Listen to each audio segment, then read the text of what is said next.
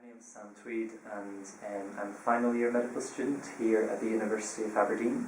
I've always had an interest in global health and kind of wanted to pursue that throughout university, and then in our third year got the opportunity to do a global health module as part of my course, and that's when I kind of first met a lot of the people involved in Soapbox. Yes, I've just got back from Bahir in the north of Ethiopia. I was working at Felege Hiwot, which is a really big referral hospital in the town of Bahir. I was only there for about 2.5 weeks, so it was a short trip, and obviously you can only do so much in the time available, but it's a really interesting place to work, and it's nice to see how the partnership with Soapbox and the partnership with Aberdeen is kind of growing and to see the results of that as well.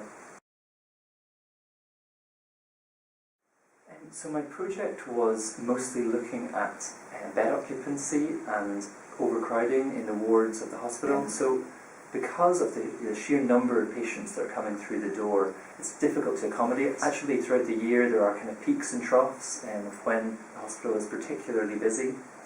So the research that I was doing was looking to see what are the trends, when is the hospital really struggling to find beds for all the patients, and when are they having extra beds. The biggest challenge that we faced was actually kind of getting stuck into those ward registers, because they're kept sort of right on the wards, and sometimes that means that they end up getting lost or end up getting a bit grubby just from the sheer number of people that are using them and the fact that they're on the wards the whole time.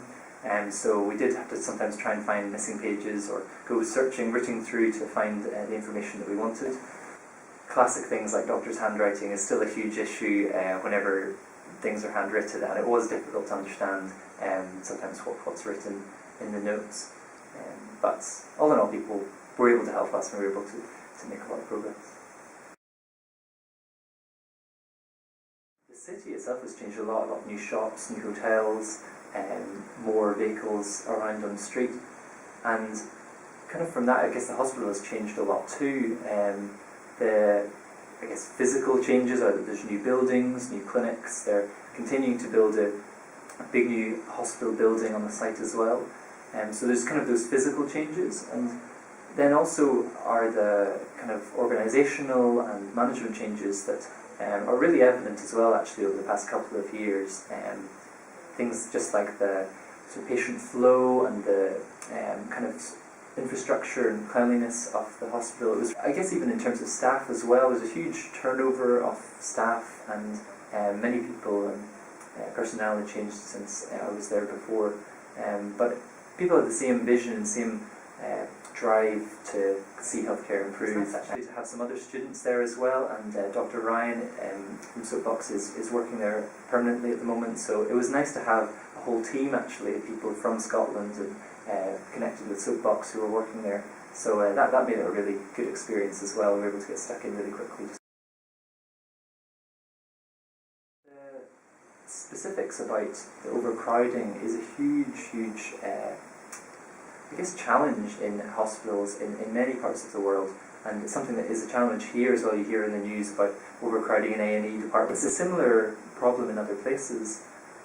It's great that more people are coming to hospital and being able to access healthcare. That's a fantastic development, but it brings with it the challenges of how to manage this kind of increase in number of patients. Part of our work, we looked across quite a few different wards in the hospital, so from surgery, emergency, also in paediatrics, the neonatal ICU, and in maternity. And so it was quite helpful to have a picture of what was happening in the whole hospital, because one department does have a knock-on effect on what's happening elsewhere.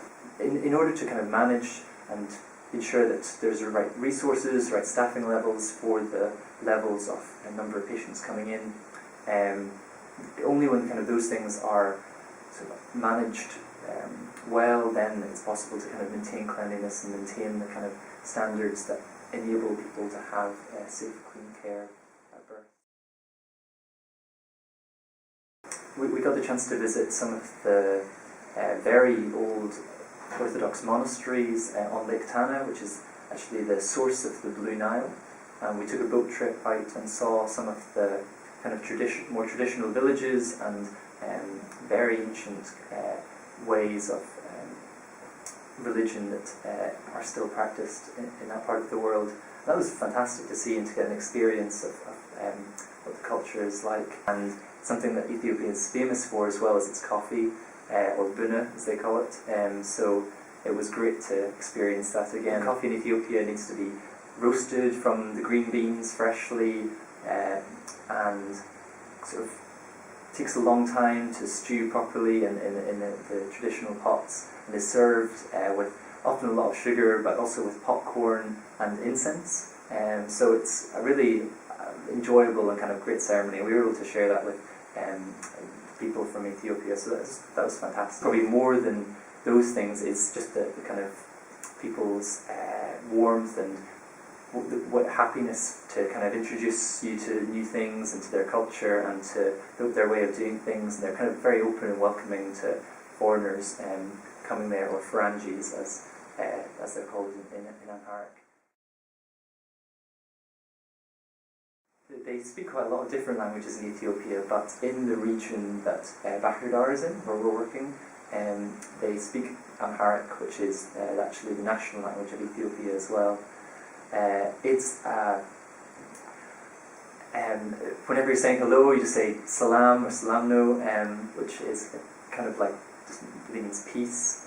It's kind of from the Arabic language. And then to say thank you is a little bit convoluted. It's Amasaganalu, which Dr. Ryan actually helpfully illustrated by telling us to think of a cute little animal called a ganalu, and then imagining there was a sad one. So I'm a sad ganalu is roughly what thank you is in Amharic. The changes that I've seen already, they're on a good trajectory, but I guess it's a lot about quality of care and kind of the details of those things as well. I guess it's easy to focus on like kind of very big things or like big new projects, and sometimes I think that you need to focus in on actually what's the patient experience. I think something that's become a huge part of the way that medicine is practiced and that healthcare is focused in this country is a sort of patient-centred and person-focused care, and I guess that's something that in time will translate in other places too. I think they will continue to see an increase in the number of patients coming, and there are still huge kind of number of people who aren't getting the treatment for preventable and treatable diseases in that part of the world. I think hopefully that more people do continue to get treatment, and almost as the roads get better and that as access to the city improves, that the number of patients coming will increase as well. So I think the outlook is trying to kind of, they can't just keep doing what they're doing at the moment. They're going to face new challenges and face an increase in the number of patients, and obviously that places demands on their system as well, but trying to find ways to kind of cope with that and put in place systems that will actually support and be able to improve care whilst also having an increase in the number of patients coming as well. So there's a lot of big challenges there, and I think I'd love to work at somewhere like Felege Hiwot. I don't know whether it'll be in that location exactly or not. And I think I'm very passionate about students experiencing and taking as much time as they can to learn about how other systems work and how healthcare is developing in a lot of parts of the world.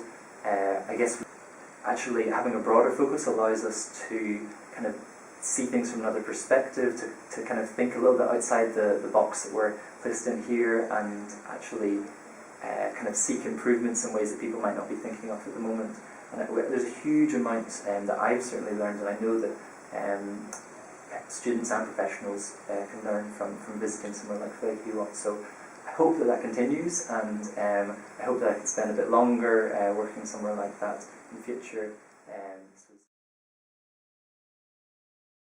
The challenges, whether it's financial or time or just in terms of your own personal ideas of what you want to do, I think just really go for it, experience it. I think the there's a huge amount to be gained, even if when you come back you choose to continue to work in this country and focus your efforts in improving things here. I still think there's a huge amount to be gained from experience in other places, and I think go for it, continue to pursue the opportunities, and go with a good mindset of trying to help and trying to kind of improve things. I think it can't just be about your own experience. I think it has to give something to the people that you're working with, and I think that can be a really, really positive thing.